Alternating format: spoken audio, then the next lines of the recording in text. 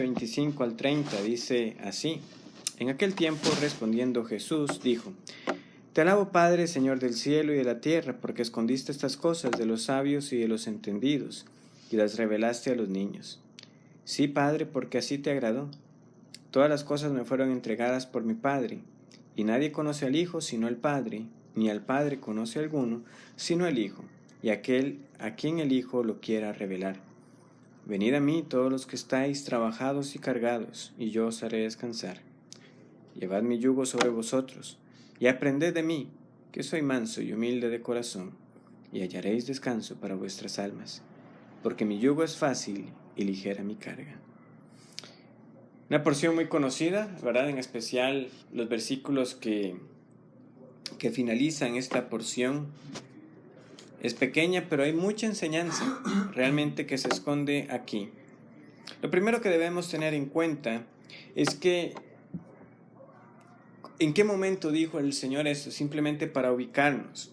Hay algunos que lo ven con una conexión inmediata a los ayes sobre las ciudades impenitentes que estudiamos la última vez. Ahora recuerdan cómo el Señor dijo, mostrando ese conocimiento anticipado que tenía de todas las cosas, aún de las cosas que pudieron haber sido. Dice, o sea, si esto hubiera ocurrido en tal y tal ciudad, si hubieran arrepentido, en polvo y ceniza. Hablando de ciudades que en su momento recibieron el castigo por no arrepentirse de sus pecados. Y cómo entonces ahora uno es más responsable delante del Señor por escuchar precisamente las buenas del Evangelio. Y entonces el Señor ahora viene y dice, en aquel tiempo. Yo no descarto que obviamente hay una relación. El Señor está hablando primeramente de aquellos que no se arrepienten, y luego que nos dice el versículo 25, que Jesús está adorando al Padre porque Él ha escondido ciertas cosas de algunos y más bien las ha revelado a otros. Entonces pasamos de palabras que condenan a unas palabras que ahora dan la gloria a Dios y una alabanza. Ya lo veremos en más detalle. Pero también creo que es muy importante que tomemos en cuenta el pasaje paralelo en Lucas capítulo 10 para que veamos cuál es el evento que también el evangelista Lucas nos cuenta previo a estas palabras de Jesús.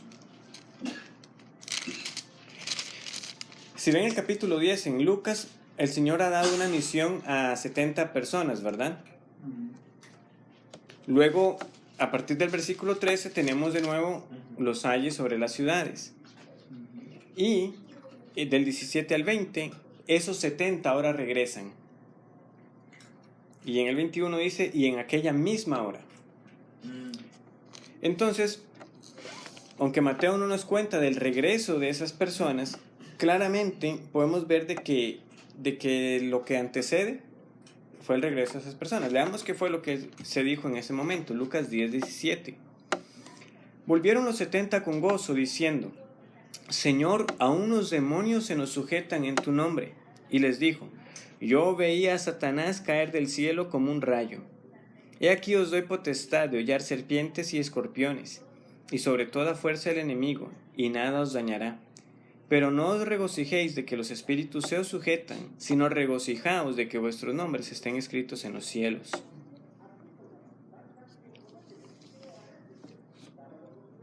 En aquella misma hora Jesús se regocijó en el Espíritu y dijo, yo te alabo, oh Padre, Señor del cielo y de la tierra, porque escondiste estas cosas de los sabios y entendidos y las has revelado a los niños. Sí, Padre, porque así te agradó. Básicamente lo mismo que leemos en los versículos 25 y 26 de Mateo. En todo caso, ambas cosas sí debemos tenerlas en cuenta. Tanto que Jesús pronunció esas palabras, ¿verdad?, tan fuertes sobre las ciudades que no se arrepintieron, como el hecho de que llegaron aquellas personas contentas de ver cómo aún los demonios se sujetaron. Pero el Señor dice, hay una razón aún de mayor alabanza que el hecho de que usted le haya sido delegada una potestad sobre los demonios, o el hecho de que se les haya permitido anunciar las buenas del reino de Dios. Es el hecho de que sus nombres mismos estén escritos en los cielos. Entonces veamos el contraste. Por un lado está diciendo el Señor que hay unos que en el día final sufrirán un castigo más fuerte, más severo, porque habiendo escuchado de Jesús, de sus milagros, de sus palabras, de que Él es el Mesías prometido, el único y verdadero mediador entre Dios y los hombres, lo rechazaron. Y Jesús dice, oh, en el día final será más tolerable el castigo para Sodoma y Gomorra. Entonces recordemos una vez más, lo de Sodoma y Gomorra fue muy duro, la ciudad fue destruida, pero ese no fue todo el castigo para Sodoma. Aquí el Señor nos está diciendo, aún resta juicio para Sodoma en el día final. Usted puede sufrir consecuencias de sus pecados en esta vida, pero nada se compara en el día final si usted ha de pagar por esos pecados ante el tribunal de Dios. Pero Cristo vino con el mensaje diciendo que en Él hay perdón de pecados. Por eso es que todos aquellos que escuchando estas buenas las rechazan, dice el Señor, serán más dignos de juicio. Recibirán un castigo aún más severo. Pero por otro lado, hay unos que sus nombres están escritos en los cielos. ¿Por qué hay unos cuyos nombres están escritos en los cielos y otros a los que les aguardará un juicio tan terrible? El Señor da una pista en estas palabras que eleva como una alabanza. Dice, en aquel tiempo respondiendo Jesús dijo, te alabo, Padre, Señor del cielo y de la tierra, porque escondiste estas cosas de los sabios y de los entendidos y las revelaste a los niños. Sí, Padre, porque así te agradó. Vean, solo estos dos versículos nos da para que pudiéramos hablar extensamente ¿de qué? De la buena y soberana voluntad de Dios en salvar. ¿Es la soberanía de Dios? Sí, porque así te agradó. Es una palabra un poco menos común, casi no la utilizamos, pero ustedes la podrán encontrar a veces algunos que hablarán de la prerrogativa de Dios. Es quien se arroja o quien se atribuye el derecho de hacer algo. Es Dios. Esto fue lo que quiso hacer Dios. El Dios santo, bueno y misericordioso, así lo quiso hacer. Sin estar obligado a. Es que eso es lo que uno tiene que recordar constantemente. Dios no está obligado a salvar a nadie. Y sin embargo quiso hacerlo. Sin embargo le plació abrir los ojos de muchos para que vieran a Jesús como lo que es. Pero como les digo, esto corresponde a quien, a Dios, al Padre, a quien Jesús se dirige aquí también como ¿qué? Como el Señor del cielo y la tierra. Es a Dios quien le pertenecen todas las cosas. Es Dios quien gobierna como mejor le parece. Y cuando digo esto, no debemos imaginarnos al que gobierna antojadizamente. Estamos hablando de Dios, que gobierna perfectamente, que gobierna con sabiduría. Sí, el dictador, como entendemos nosotros la palabra hoy, será aquel que gobierna aquel como lo quiere hacer, pero no es alguien sabio, es alguien que lo hace a imposición, ¿no? Dios lo hace porque es soberano, porque tiene todo el poder, pero lo hace según su sabiduría. Él es el Señor del cielo y la tierra y quiso revelar estas cosas, dice aquí, a los niños. En otras versiones quizás puedan leer a los bebés o a los de pecho. Esa es la idea, niños, entendamos aquí a ese tan pequeño. Entonces, si esta palabra es para referirse a un niño de tan tierna edad, debemos entender de que el Señor no está hablando literalmente, ¿verdad? De que un niño de pecho tenga revelación acerca de quién es Dios, el Señor del cielo y la tierra, de quién es el Hijo. Hay que reconocer entonces que está diciendo, y las revelaste a los que son como esos niños de pecho. ¿Cómo es un niño de pecho? Es un niño que depende plenamente de su madre, de su padre. O sea, lo que hace el padre, el niño lo recibe. Ese niño no sabe más que simplemente que de ese pecho materno, de ese seno materno es donde está su alimento, donde está su cuidado, donde está su protección. Hablando de anécdotas. O sea, obviamente estoy reviviendo la época ahora con el hijo menor. Y ya se ve como cada uno es diferente. Sebas en particular, diría uno, le encanta estar en ese regazo de su mamá, muchísimo más. Ahí es donde se duerme tranquilo y puede pasar horas. Les revelaste a los niños. Entonces traslademos la imagen a nosotros.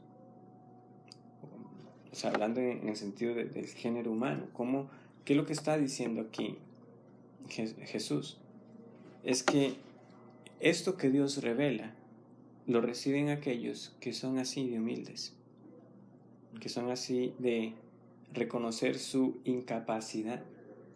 Si Dios no me lo revela, yo no lo entiendo. Si Dios no me lo muestra, yo no lo vería.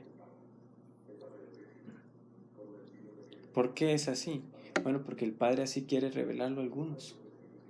Que la misma palabra que es predicada viene el Espíritu y en uno lo que hace es que lo quebranta y le hace ver, vea usted, si Dios no le muestra su pecado, moriría en su pecado, y lo recibe. Otro escucha eso mismo y dice, yo no quiero nada de esto. ¿Por qué? Porque hay unos que se creen sabios y entendidos según el mundo. Entonces, tenemos que entenderlo de esa manera. Hay unos que se creen sabios y entendidos, no que se trate un asunto de un conocimiento intelectual. Es decir, puede haber personas que son pobres, tercas, ignorantes, y que igualmente no reciben las cosas de Dios. ¿Por qué? Precisamente por su terquedad, por su obstinación. Como hay personas que el Señor les puede haber dado mucho y ser muy capaces y tener bienes en esta vida, pero que son personas que escuchan, reciben la corrección, reciben el consejo, reciben el mensaje de Dios. ¿Por qué es esto así? De nuevo, no se trata de algo de que alguien, como a veces algunos, incluso quizás hasta entre nosotros aquí, antes de entender mejor lo que la Biblia enseña, se expresan como, es que a mí desde chiquitito me han gustado las cosas de Dios. No, es que no es así. Nadie nace con una disposición a las cosas de Dios. Ahora, puede haber una labor de los padres y de la crianza que en efecto usted puede haber crecido exponiéndose a las cosas de Dios. Pero el que alguien las reciba y las crea en última instancia es, de nuevo, un derecho divino. Es como Dios quiso hacerlo. Y Jesús ve en esto un gran motivo de gozo. No, alégrense ustedes de que sus nombres están escritos en los cielos. No de que los demonios se les sujetan. Ciertamente puesto en balanza, ¿qué prefiere usted? ¿Tener una potestad delegada temporal en esta vida sobre los seres espirituales? ¿O saber de que está su herencia guardada en los cielos como cosa segura? No, Jesús no está haciendo un discurso aquí en contra del aprendizaje, en contra del entender, el aprender. Lo que está diciendo es, hay quienes se creen sabios entendidos, hay quienes se guían por lo que ellos consideran y piensan, y hay otros que, por la gracia de Dios, entienden de que no. De que lo que necesitan es ese alimento espiritual para poder crecer, para poder entender, para ser salvos primeramente. Tenemos entonces esta adoración, tenemos en segundo lugar, luego de esta adoración por esta soberanía de Dios en la salvación, tenemos ahora una declaración de Cristo que nos lleva a nosotros a reconocer la doctrina de la Trinidad, aunque de nuevo la palabra Trinidad no aparece en la Biblia. El discurso de lo que está diciendo aquí Jesús tiene que llevarlo uno a la conclusión de que Jesús fue más que un hombre.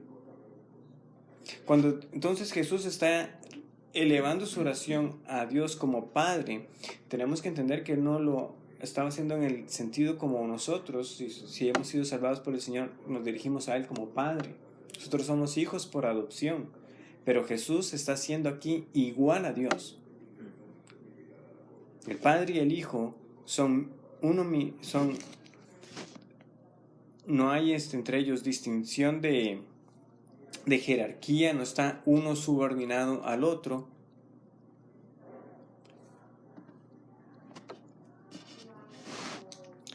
Sino que son de la misma sustancia. Todas las cosas me fueron entregadas por mi Padre. Y vea lo que dice: y nadie conoce al Hijo sino el Padre, ni al Padre conoce a alguno sino el Hijo, y a aquel a quien el Hijo lo quiera revelar. Que el Hijo conoce al Padre. ¿Por qué estoy diciendo yo que aquí hay una afirmación de la divinidad de Cristo? ¿Puede un hombre conocer completamente a Dios? No. El hombre puede conocer lo que Dios ha querido revelar. Es decir, nosotros lo más que podríamos conocer a Dios es lo que Él nos ha revelado en su palabra, pero más allá no podemos ir. Por eso el Deuteronomio 29:29 tan conocido dice: las cosas secretas u ocultas pertenecen a Dios, mas las reveladas son para nosotros, para nuestros hijos, para que las obedezcamos, para que las guardemos. Ciertamente entonces vemos que aquí Jesús está diciendo: el Padre me conoce completamente y yo, el Hijo, conozco enteramente al Padre. Solo alguien que es también infinito en su ser puede conocer al Padre, que es infinito. Nosotros, seres finitos, conocemos lo que Dios ha querido revelar, pero lo finito no puede contener lo infinito.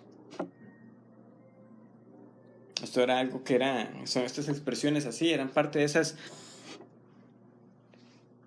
controversias, puedes llamar uno, de que se daban en esos primeros siglos de la vida de la iglesia, donde la iglesia del Señor defendía ante aquellos que querían afirmar algo menor respecto a Cristo.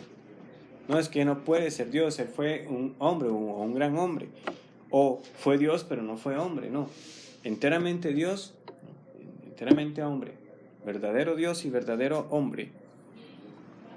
Y como verdadero Dios, el Hijo conoce plenamente al Padre. Y vemos cómo establece también un orden para entonces uno poder conocer a Dios. Porque dice: ni al Padre conoce alguno sino el Hijo, y aquel a quien el Hijo lo quiera revelar. Entonces vemos que ahora el Hijo se atribuye también un derecho a quien el Hijo lo quiere revelar. Se atribuye también el derecho de a quien le revela el Padre. ¿Quiere conocer a Dios? Debe conocer al Hijo. Quien conoce al Hijo, conoce al Padre. Pero aquí dice el Hijo: para que conozca al Padre, es si yo se lo revelo también.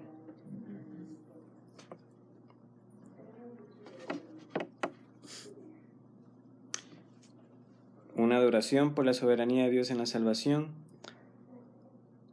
una declaración de la divinidad de Cristo, de cómo todo le fue entregado. También podemos hallar eco de estas palabras al final de Mateo, cuando, si el Señor nos permite que lleguemos ahí, ahora cuando Él dice: toda autoridad me ha sido dada, ¿verdad? Antes de dar la gran comisión. Pero todas las cosas, podemos pensar en el conocimiento, en toda autoridad, todo le ha sido dado al Hijo de parte del Padre. Y finalmente, y a la luz de esa autoridad y a la luz de esa divinidad del Hijo, ahora Jesús hace una invitación. Una de las invitaciones quizás más conocidas, quién sabe cuántas veces utilizada para cerrar sermones, invitando a las personas a venir a Cristo. No estoy diciendo que esté mal, obviamente en algunos casos el énfasis está más en lo que el hombre hace, ¿verdad? Y no en lo que Jesús está ofreciendo aquí. Venid a mí todos los que estáis trabajados y cargados, y yo os haré descansar. Llevad mi yugo sobre vosotros y aprended de mí, que soy manso y humilde de corazón, y hallaréis descanso para vuestras almas, porque mi yugo es fácil y ligera mi carga. Wow, qué expresión, humilde de corazón. Decía un comentarista que este es el único versículo que podríamos decir nos habla del corazón de Cristo. Obviamente, en relación a su humanidad. Pero venid a mí todos los que estáis trabajados y cargados, y yo os haré descansar.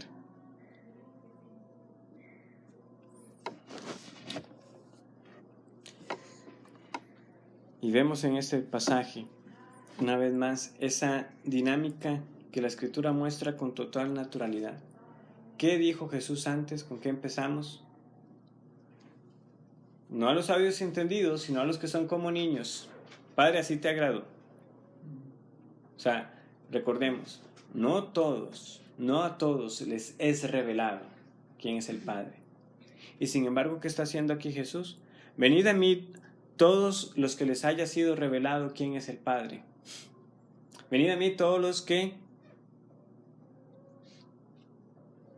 yo he querido revelar quién es el Padre. No, la invitación se puede decir es general. Está diciendo a toda persona que vaya a Él. Pero ¿quiénes irán en última instancia? Aquellos a quienes les sea revelado. Eso lo podemos decir nosotros entendiendo. Pero lo que hay que ver es que no va en contra de la presentación del mensaje del Evangelio hacer estos llamados así, generales a las personas. O sea, vengan a Cristo, es que eso es, porque es que yo no sé quiénes son los que van a venir. Pero yo sé que los que son del Señor irán a Él. Lo cierto es que aquí hay palabras para verdaderamente el cansado y el atribulado. En todo el sentido pleno, físico, material y obviamente espiritualmente. El Señor está diciendo, venga a mí, el que esté agobiado por el pecado en su vida, por aquel que está presionado por todas las preocupaciones, que está ahogado en el afán. Venga a mí y yo le daré el descanso. No es cierto que bueno es saber cuando uno, agotado de cierta labor y todo, cuando llega uno, bueno, llegó la hora de almorzar, vamos a hacer una pausa. Limitación al descanso. Cuando usted realmente conoce lo que es ese cansancio y agotamiento. Pero es interesante que el descanso del que habla el Señor no es una ausencia de trabajo y responsabilidad. Porque dice el 29, llevad mi yugo sobre vosotros. El Señor nos invita a ir a Él, pero el ir a Él tiene una implicación. Él pondrá un yugo. ¿Cómo entender este yugo? Bueno, puedo decir que muchas veces también he escuchado a algunos cómo lo asocian con el yugo que se pone sobre los bueyes, ¿verdad? Esa pieza de madera, y que entonces lo que hay son, se imagina los bueyes y hay un yugo compartido entre los bueyes, una manera para trabajar la tierra más efectivamente en esa época agrícola. Y muchos entonces ya después ahí extienden un poquito más la figura y dicen, bueno, como el yugo son dos partes, ¿verdad? Usted está de un lado, pero está Cristo al lado suyo, ¿verdad? Como para ayudarlo a llevar. De verdad no quiero sonar pretencioso, es lo que he escuchado varias veces, ¿sabes? De esa manera. Pero leyendo un poco también leí acerca de que, o sea, hay también un yugo para uno como persona. Igual, una pieza de madera que usted se pone y que le ayuda a repartir la carga. Si uno ya se quiere poner un poquito más técnico, hay un principio de física, ¿verdad? ¿Por qué se distribuye ese peso? Es lo mismo, ¿verdad? Porque no es como uno puede levantar un peso mayor usando una palanca en vez de si se trata de levantarlo directamente con sus brazos. Vamos que algo así similar detrás en el sentido de cómo se distribuye la carga, entonces no es lo mismo. Obviamente hay un límite, ¿no? Por más barra que usted tenga, ya sea que estamos hablando de ese yugo sobre la persona o si es en el caso de esos dos bueyes que se le ponía a uno, y igual pone mucho peso, por más que se distribuye no se va a poder llevar. Pero el Señor está diciendo, yo le pongo un yugo, pero sepa que la carga que le estoy poniendo es llevadera. ¿Está diciendo el Señor que está ofreciendo una vida sin pruebas y tribulaciones? No, es que usted tiene un yugo puesto. O sea, siempre habrá dificultades, siempre habrá aflicciones, pero es que de nuevo, a la luz de que mi nombre está escrito en el reino de los cielos, a la luz de la vida eterna, todas esas cosas se hacen como nada. Particularmente pensaba, o sea, como quizás transmitir un poco la idea que está acá de cómo algo que el Señor nos está poniendo, un peso, pero que a la vez es ligero, a la luz de que hay una realidad mayor que compensa por encima todo eso. Pero yo creo que también podemos pensar, cada uno cuando quizás usted se ha sentido como cansado, agotado, como que ya no le dan, pero cuando usted se entera y dice, vean, ya solo faltan 5 minutos. O esa es la última tanda, de lo que sea. El asunto es como, ¿verdad? Como que a veces entra como una segunda fuerza, ¿verdad? Usted termina esa labor y se le hace como nada, el tiempo le pasó volando. Es interesante que el Señor en 1 de Juan 5:3 podemos buscarlo, 5:5, o sea, si no me falla la memoria.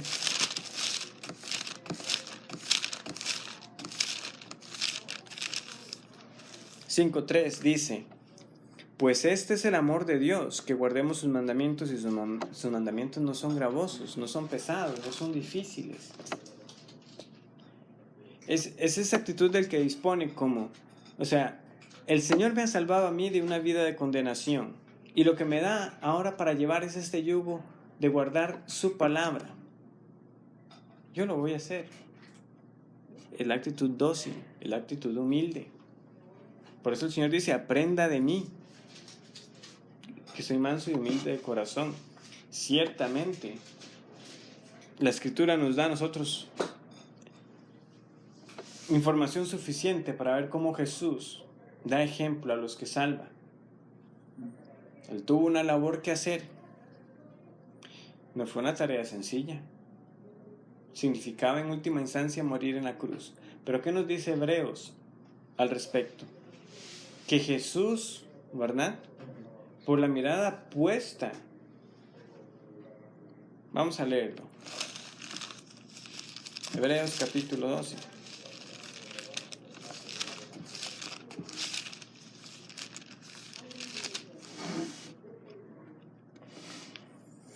Dice así el versículo 2: puesto los ojos en Jesús, el autor y consumador de la fe, el cual por el gozo puesto delante de él sufrió la cruz, menospreciando el oprobio, y se sentó a la diestra del trono de Dios. Considerad aquel que sufrió tal contradicción de pecadores contra sí mismo, para que vuestro ánimo no se canse hasta desmayar. Porque aún no habéis resistido hasta la sangre, combatiendo contra el pecado. Ciertamente el Señor acabó lo que le fue dado. Nosotros de la misma manera, sepamos que el Señor nos ha dado algo que hacer, pues nosotros tenemos nuestra mirada en Él. Nosotros debemos recordar que ni se aproxima lo que nosotros viviremos a lo que sufrió el Hijo de Dios, el inocente Cordero, por salvarnos a nosotros. Ciertamente quien acude a Cristo hallará descanso para sus almas. Vean cómo el Señor dice en futuro: venga a mí el que esté trabajado y cargado, y yo le haré descansar. Y luego más adelante dice: aprenda de mí y hallará descanso para su alma, porque mi yugo es fácil y ligera mi carga. Si Él nos llama a seguirle, a tomar la cruz cada día. Hay un yugo que tenemos que llevar, pero que no pensemos nosotros de que se nos está dando algo muy difícil, algo demasiado pesado para cumplir. No. El Señor nos salva para que le sigamos, para que nos neguemos a nosotros cada día. Pero ciertamente es un yugo llevadero. No es la carga pesada que ponían los fariseos, como luego Jesús también les dirá a ellos: ustedes ponen pesadas cargas sobre los hombres que ni aun con sus dedos quieren mover. Ese es el contraste que se marca aquí también. Usted va a la falsa religión, en este caso a lo que enseñaban los fariseos, salvación por obras, eso sí es una pesada carga. ¿Cuándo el alma se va a sentir en descanso? ¿Cuándo habré hecho lo suficiente para merecer que Dios me salve? Nunca tal alma va a tener paz, nunca será suficiente, porque no es suficiente. Pero Cristo dice, venga a mí, crea en mí, y hallará el descanso que tanto tiempo ha buscado. Creo que nosotros muchas veces de nuevo caemos en afán, en preocupaciones innecesarias y angustias, producto de incredulidad y de olvidar el mensaje del Evangelio. El Señor no nos ha salvado por obras que nosotros hubiéramos hecho. Somos salvos por esa obra perfecta de Cristo en la cruz. Y eso es lo que debe dar el descanso para el alma. Todo lo pagó Él en la cruz. Ahora yo le sirvo a Él es por amor y en agradecimiento y en obediencia. Pero puede estar mi alma segura y acallada completamente en Cristo, de que mi parte está en el reino de los cielos. Que lo que el Señor me está pidiendo a mí no es algo imposible de llevar. ¿Por qué? Porque nos ha dotado el Espíritu Santo para llevarlo a cabo, porque de nuevo no se trata de llenar una cuota de méritos. No, ya los méritos los tenemos porque son los de Cristo delante del Padre. Este es el mensaje entonces que se nos presenta a nosotros y que debemos recordar una vez más. Si hemos creído en el Señor, quiere decir que un día llegamos a Él como aquí Él nos invitó a ir. Fuimos humildes, dispuestos a recibir el yugo de Él.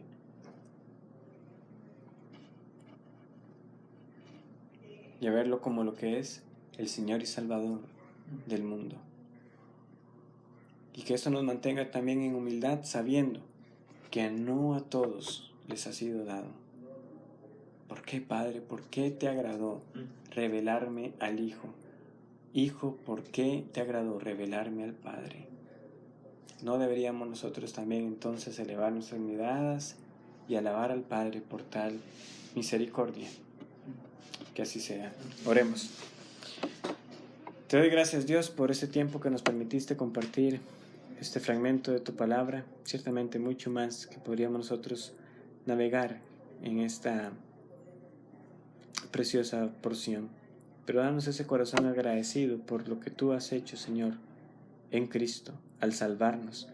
Y de que nosotros entonces seamos motivados a perseverar en esta vida, obedeciendo tu palabra, sabiendo que eso es la respuesta mínima por una salvación tan grande.